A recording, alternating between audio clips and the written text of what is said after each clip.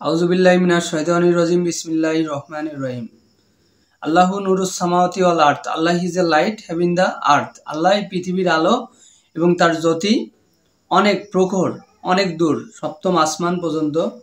সেই মহান আল্লাহ তাআলা তার কিতাবের ভিতরে সূরা নূরের ভিতরে বলছে, আমি ক্লিয়ার এভিডেন্স দিচ্ছি। এবং প্রত্যেকটাই ক্লিয়ার এভিডেন্স মানে যখন আপনি কোনো একটা স্থান, এলাকা যেখানে আপনি যেতে চান তার যদি রেফারেন্স মানে সঠিকভাবে বোঝানো হয় তখন এই কথাটা বলা হয়। আমরা আলোচনা করব গাজওয়াতুল হিন্দ। গাজওয়াতুল হিন্দ মূলত এমন একটা যুদ্ধর কথা বলা হচ্ছে যেখানে কখনো কোনো আলেম ঠকবাজি কথা বলা যাবেই না। যদি আপনাদের একটা উদাহরণ দিই, গাজওয়াতুল হিন্দ সম্পর্কে বুখারী শরীফ থেকে দেখা লাগবে।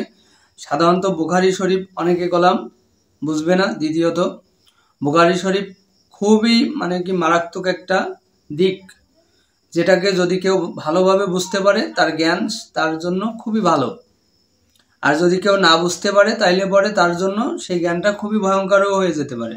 বুখারীটা আপনাকে সম্পূর্ণ ভালোভাবে বোঝার প্রয়োজন আছে। সেখান থেকে আমরা গাজওয়াতুল হিন্দ সম্পর্কে দেখব। বুখারী শরীফ ভলিউম 5 হাদিস নাম্বার 285। সেখানে রাসূল সাল্লাল্লাহু আলাইহি ওয়াসাল্লাম আমাদেরকে বলতেছে 19টা কি 18টা যুদ্ধের সাথে রাসূল সাল্লাল্লাহু আলাইহি ওয়াসাল্লাম নিজেই কয়েকটা যুদ্ধের সাথে নিজেই অংশগ্রহণ করছেন। উনি বলে গেছে গাজওয়াতুল হিন্দ একটা যুদ্ধ হবে। আসলে এই যুদ্ধটা আমরা এখন যেভাবে দেখতেছি সেটা না, সেটা হয়েও গেছে।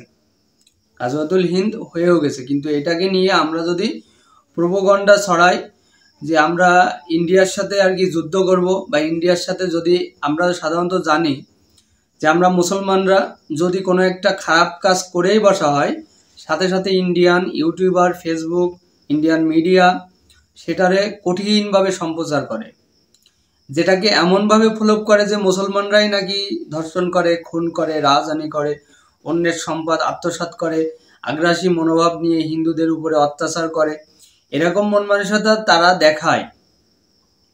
তা আমরা দেখাবো যে আসলে এই ঠকবাজি কথাবার্তাগুলো কখনো কোনো মিডিয়া বা কোনোভাবেই প্রকাশ করা যাবে না। এটা হচ্ছে সুনানে নাসাই 4998 হাদিস নাম্বার। সেখানে রাসূল সাল্লাল্লাহু আলাইহি ওয়াসাল্লাম বলতেছে যে সমস্ত তারাই একমাত্র মুসলমান বা ইসলামের পথে আছে, দিনের পথে আছে, দিন ইসলামের দিকেই তারাই আছে যারা সত্য মুমিন মুসলমান। তাদের হাত থেকে অন্য সব সম্প্রদায় কি থাকবে? নিরাপদ। তারা কি থাকবে? নিরাপদ। তারা কখনোই কি করবে না? অন্য কোনো মানুষকে কোনো রকম ক্ষতি করবে না। তাহলে দেখেন, এখন কথা হচ্ছে মূলত সবাই তো আর আমি এখন একটা কথা বলি, সূরা বাকারা আমার একটা হাদিস আছে। হাদিস বলতে কি আমার একটা না, সরি, তো আমার একটা আলোচনা আছে একটা হাদিসের উপরে, আহসানুল হাদিস, সূরা বাকারা অর্থ গরু, তার 29 নম্বর আয়াত। ওখানে আল্লাহ তাআলা বলতেছে আমি পৃথিবীতে প্রতিনিধিত্ব সৃষ্টি করব। কি করব? প্রতিনিধিত্ব সৃষ্টি করব। তখন ফেরেশতারা কি বলল যে তোমরা সেখানে, আপনি যদি সেখানে মানুষ সৃষ্টি করেন, আমরাই তো আপনার স্তুতি ও পবিত্রতা ঘোষণা করি, কিন্তু মানুষ তো সেখানে রক্তপাত, হানাহানি, মারামারি, কাটাকাটি এগুলো করবে। এমন কথা হচ্ছে যদি এরকম হয় তাহলে কি মানুষ কি সাধারণত মুসলমান? মানুষ আরো ধর্মে আছে, আরো যারা আছে পৃথিবীতে ইনসান, জিন এবং ইনসান, শুধুমাত্র তারা কোরআনকে মানে, শ্রদ্ধা করে। তো আরো মানুষ কলাম পৃথিবীতে আছে, এখন তারাও কলাম আল্লাহর এই আয়তাভুক্ত যে তারাও মারামারি করবে, কাটাকাটি করবে, রক্তপাত করবে, এগুলো ফেরেশতারা কলাম জানতো। আর আল্লাহ কি জানতেন না? আল্লাহ বলছে যে আমি যা জানি তোমরা তা জানো না। তার কিছু সংখ্যক বান্দা পৃথিবীতে এই ধরনের কাজ করবে না। এই জন্য কোনো একটা ধর্ম সম্পর্কে কোনো একটা বিষয়ের উপরে প্রবন্ধ ছড়ানোর আগে আপনাকে অনেক ভালোভাবে জাস্টিফাই করে অনেক ভালোভাবে চিন্তা চেতনা করা লাগবে। এবার আমরা যদি দেখি যে গাজওয়াতুল হিন্দ মানে, যদি এখন ইন্ডিয়ান কিছু মানুষ যদি চিন্তা করে যে গাজওয়াতুল বাংলাদেশ, এখন এই কথাটা যদি বলে যে গাজওয়াতুল বাংলাদেশ, যখন বলবে যে একটা যুদ্ধ হবে, হিন্দুরা যুদ্ধ করবে, বাংলাদেশে যুদ্ধ করে তারা জয়ী হবে। কারা জয়ী হবে? হিন্দুরা জয়ী হবে। তখন আপনি কি করবেন জানেন? তখন আপনি চিন্তা করবেন, ওরে বাবা, তারা যুদ্ধ করবে, তো আমরা তো কিছু একটা পদক্ষেপ নেওয়া লাগবে। সেই যুদ্ধে তারাই শুধুমাত্র জয়ী হবে, যে জয় শ্রীরাম, তারা সেই চিন্তা চেতনা করে। দেখেন, তাদের শেষ জমানায়, তার কলির যুগে হিন্দুরা কি করবে? শুধুমাত্র কৃষ্ণ আরাধনা করবে। কি আরাধনা? কৃষ্ণ আরাধনা। শ্রীকৃষ্ণ জপ করবে, শ্রীকৃষ্ণ আরাধনা করবে, এভাবে তারা তাদের দিন কাটাবে। তো এখন উগ্র উগ্র উগ্র হিন্দু, হ্যাঁ, উগ্র হিন্দু কাজী নজরুলের সময়ও ছিল, রবীন্দ্রনাথের ঠাকুরের সময়ও ছিল, উগ্র মুসলমানও তখন ছিল, উগ্র মুসলমান এখনও আছে, ঈসা আল্লাহ সাল্লামের সময়ও ছিল, মহানবী সাল্লাহ সাল্লামের সময়ও ছিল, জয় শ্রীরামের সময়ও উগ্র হিন্দু উগ্র মুসলমান সবাই কলম ভাই ছিল। এখন কথা হচ্ছে, এই সমস্ত মানুষের কথা শুনে এই সমস্ত যারা ভুলভাল যারা বক্তৃতা দেবে যে আমরা একটা যুদ্ধ করব, সেই যুদ্ধে এরকম হবে ওইরকম হবে, এই কথাগুলো কখনো আমরা দেখবো না, কারণ এই কথাগুলো আমরা কখনো মানবো না। যদি এইগুলো যদি আমরা করি, সবার আগে আমরা বুখারী শরীফ দেখব, আমরা দ্বিতীয়ত কি দেখব? সুনানে নাসাই, হাদিস নাম্বার হচ্ছে 4998। আমরা এই হাদিসটা অবশ্যই দেখব, তারপর যুদ্ধের ময়দানে কি করব? ঝাঁপিয়ে পড়ব। অর্থাৎ যার তার কথা শুনে যে কোনো সময় এই ধরনের কাজ করা যাবে না।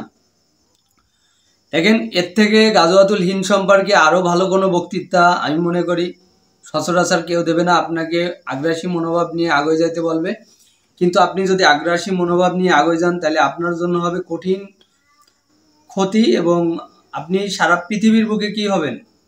আপনি একটা মানে কি স্বৈরাচার শাসকের ভিতরে পড়ে যেতে পারেন। আপনার ধর্ম নিজে থেকেই স্বৈরাচার শাসকের দিকে পড়ে যাবে যদি এরকম কর্মকাণ্ড হয়। সাধারণত আমি যখন গাজওয়াতুল হিন্দ সম্পর্কে বলতেছি, তখন ইন্ডিয়াতে এমন একটা পর্যায়ে হয়েছে, কলকাতাতে আপনারা জানেন কিছুদিন আগে একটা মেয়ে ধর্ষিত হয়েছে, তাকে মারে ফেলে দেওয়া হয়েছে। এখন কথা হচ্ছে, ওইটা হচ্ছে কিসের ভিতরে পড়ে? এই উগ্রবাদী হিন্দু। এদেরকে কি বলা হবে? উগ্রবাদী হিন্দু বলা যাবে তাদেরকে। কারণ কি? তারা উগ্রবাদী হিন্দু তারাই যারা মুসলমানদের উপরে বা অন্য কোনো ধর্মের উপরে অনেক ধরনের দমন পীড়ন করবে, তাদের অর্থ সম্পদ নিয়ে নেবে, তাদের জমি জায়গা ভোগ দখল করবে। এবং ইন্ডিয়ান মুসলিম আর বাংলাদেশের মুসলমান অনেক আকাশ পাতাল তফাৎ ভাই। বাংলাদেশের মুসলমান যেগুলো করতে পারবে, ইন্ডিয়ান মুসলিম সেগুলো করতে পারবে না। ইন্ডিয়ান অনেক তাদের নিয়ম শৃঙ্খলার ভিতরে তাদের চলাফেরা করা লাগে ইন্ডিয়ান মুসলিমদের। দ্বিতীয়ত, বাংলাদেশ মুসলিমদের ভিতরে নিয়ম শৃঙ্খলা একটু অন্য টাইপের। যারা বাংলা গ্রামার বাংলাদেশ সম্পর্কে জানে, যারা বাঙালি কালচার সম্পর্কে বুঝবে, বাঙালি মুসলিম কালচার সম্পর্কে জানতে পারবে, তারা বুঝতে পারবে। তাই বলে এখানে রাসূল সাল্লাল্লাহু আলাইহি ওয়াসাল্লাম বলতেছে, তার প্রত্যেকটা সাহাবী, কখনো কিছু আলেম বলতেছে, যদি আমাদের উপরে মুসলমানদের উপরে হামলা হয় তাহলে আমরা হামলা করব, কিন্তু সেটার একটা নির্দিষ্ট সীমারেখা আছে। কিছু হামলার কারণে সাথে সাথেই হামলা করা যাবে না। দ্বিতীয়ত, গাজওয়াতুল হিন্দ মানে যে নতুন করে যুদ্ধ হবে, এটা কোনো কথা না। তো আমরা দেখেন, ইতিহাস অনেকে ভালোভাবে অনেক বড় বড় ইতিহাস যারা লিখে গেছে, যারা ইতিহাস বলে গেছে, তারা অনেক জ্ঞানের অধিকার ছিল, তারা অনেক কিছু দেখছে। কাজী নজরুল ইসলাম এমনও কিছু দেখছে যে আজকে আমাদের ব্রিটিশের করে যাওয়া যে রেল লাইনগুলো আছে, তার নিচে হাজারো মানুষের লাশ পড়ে আছে। কেন পড়ে আছে? তারা চাকরি করতে করতে মারা গেছে, তাদেরকে ওইখানে মাটি দিয়ে গেছে, মাটির তলে।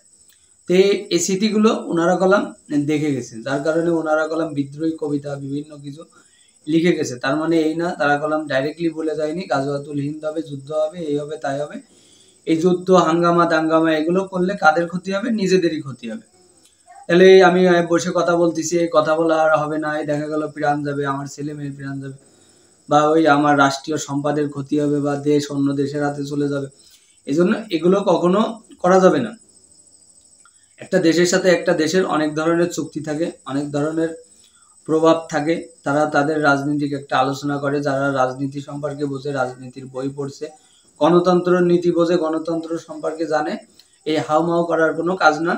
আপনি আমি যতই বলি ওই ফারাক্কার বাঁধ খুলে দিয়েছে, ওই অমুক ডোমরের খুলে দিয়েছে, খুলে দিয়েছে, পানি ভরে দিয়েছে, পানি দিয়ে বাংলাদেশ তলায় দিয়েছে, এগুলো সম্পূর্ণ গুজব, মিছে কথা। লেকিন এগুলোর ভিতরে কখনো থাকা যাবে না।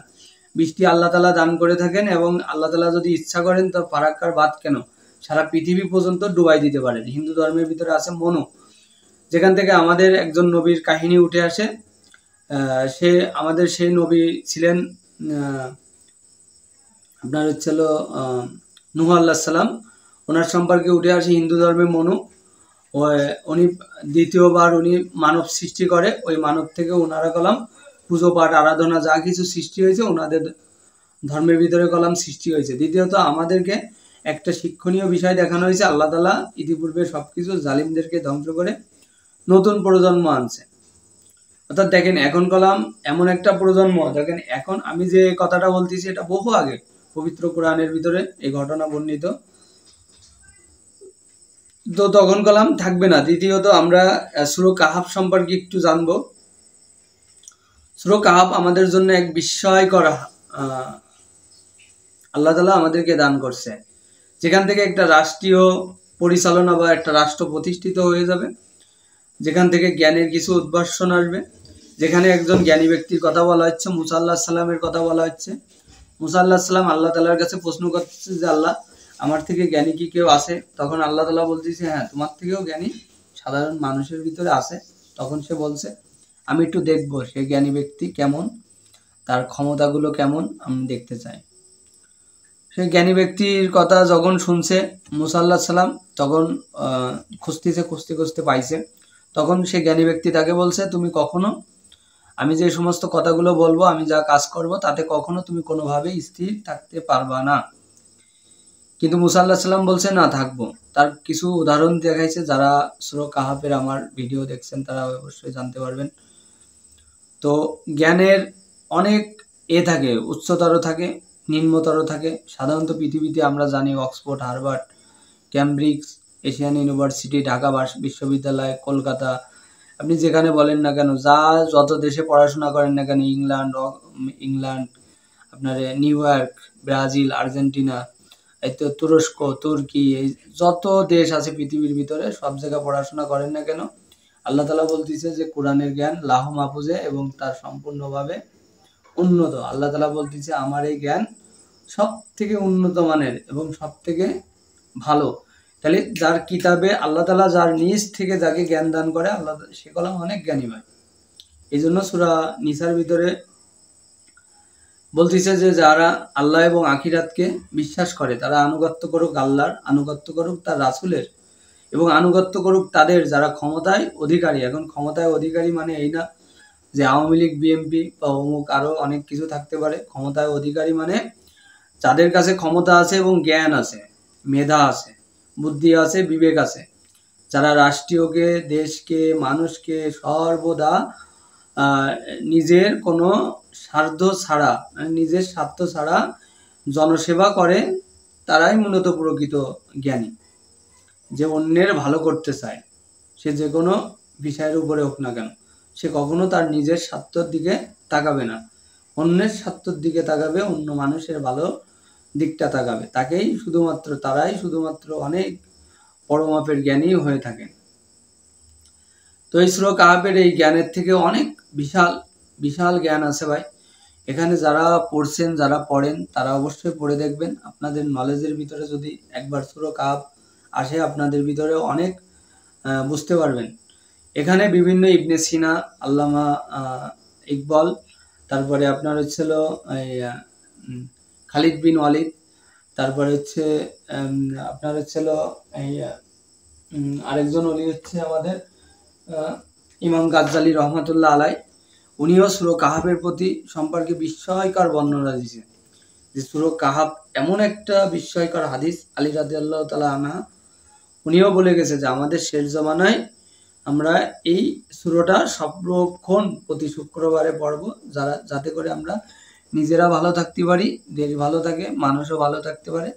এই বিষয়ের উপরে সবসময়ের জন্য আমরা সূরা কাহাফ পড়ব এবং আল্লাহর কাছে দোয়া করতে পারি, মোনাজাত করতে পারি যে আল্লাহ তুমি আমাদেরকে সবাইকে ক্ষমা করো, হেফাজত করো, বড় ধরনের বিপদ থেকে আমাদেরকে মুক্তি দাও। অর্থাৎ আমরা এই ধরনের কথাবার্তা বলতে পারি, তাইলে হবে কি আল্লাহ তাআলা আমাদেরকে অনেক কিছু ক্ষমা করে দেবেন। তো আমরা আজকের এই বিষয়ের উপরে গাজওয়াতুল হিন্দ সম্পর্কে বলবো। কারোর উল্টো পাল্টা ধ্যান ধারণার প্রতি ভিত্তি করে কখনো কোনো দেশের সাথে গাজওয়াতুল হিন্দ করা যাবে না। গাজওয়াতুল হিন্দ সম্পূর্ণ একটা ব্যান্ড। আর এখন আমরা জানি সারা পৃথিবী জুড়ে বিভিন্ন দেশে ইউক্রেন রাশিয়া যুদ্ধ হয়েছে, তারপরে আপনার ইসরায়েল ফিলিস্তিন যুদ্ধ চলছে, এছাড়াও 23টা 24টা দেশের সাথে অলরেডি যুদ্ধ টুকটাক চলতেছে। এর ভিতরে আমরা নতুন করে বাংলাদেশে আমরা বললাম যুদ্ধ করা জাতি, আমরা যুদ্ধ করে আসছি, আর নতুন করে যুদ্ধ করা যাবে না কোনো কারোর সাথে। আপনারা জানেন কি, হ্যাঁ, ইন্ডিয়া একসময় তাদের অর্থ সম্পদ অনেক কম ছিল, তাদের জনবল মানুষ অনেক বেশি ছিল, তারাও একসময় বললাম বাংলাদেশ থেকে ফ্যাসিলিটি নিছে, এখনো নিচ্ছে, আমরাও তাদের দেশ থেকে নিচ্ছি, তারাও আমাদের দেশ থেকে নিচ্ছে, তারাও আমাদের অনেক দেশের থেকে কিছুটা তারা উপকার করছে, তার থেকে তারা বেশি নিচ্ছে। এখন তাই বলে এই না যে তাদের সাথে মারামারি হাঙ্গামা দাঙ্গামা এগুলো কোনো কিছু করা যাবে না। কিন্তু এগুলো যদি আপনি করেন আপনি নিজেই বিপদে পড়ে যাবেন, সে যে কোনো মুহূর্তে যে কোনো সময়। এই জন্য আমরা চাইবো কোনো দেশের কোনো রাষ্ট্রীয় সাথে কোনোভাবে গাজওয়াতুল হিন্দ এইসব কথা উচ্চারণ করব না, এইসব কথার উপর থেকে সরে আসবো। এই সমস্ত কথা আন্দোলন এবং এগুলো আমরা শোনার আগে সর্বপ্রথম আমরা শোনানে নাসাই পড়ব, যেখানে রাসূল সাল্লাল্লাহু আলাইহি ওয়াসাল্লাম বলতেছে আমাদের মুসলমানদের হাত থেকে সমস্ত জাতি সমস্ত মানুষ সবাই নিরাপদ থাকা লাগবে। সবাই কি থাকা লাগবে? নিরাপদে থাকা লাগবে। তো অবশ্যই আমি এখান থেকে বিদায় নিচ্ছি। আল্লাহ হাফেজ। আল্লাহু নূরুস সামাওয়াতি ওয়াল আরদ, Allah is a light having the earth. Allah বললাম সমগ্র পৃথিবীর আলো। আল্লাহর কাছে এমন একটা স্কেল আছে, এমন এক পরিমাপ যন্ত্র আছে, প্রত্যেকটা মানুষকে কলাম পাই টু পাই তিনি কলাম মাপ দেবে, এবং সেই মাপের ওজনে যদি আপনার চিন্তা চেতনা এরকম হয়ে থাকে গাজওয়াতুল হিন্দ নিয়ে, আপনি কলাম জবাবদিহি করা লাগবেই। তো অবশ্যই মহান আল্লাহ তাআলার কাছে যেন আমাদের কোনো বিষয়ের উপরে জবাবদিহি না দেওয়া লাগে, আমরা সঠিক এবং পরিপূর্ণভাবে ইসলামটা প্রতিষ্ঠা করা এবং মানুষের কাছে সুন্দরভাবে আল কোরআনকে পৌঁছে দেওয়ার এই আহ্বান ব্যর্থ রেখে আমি এখান থেকে বিদায় নিচ্ছি। আল্লাহ হাফেজ।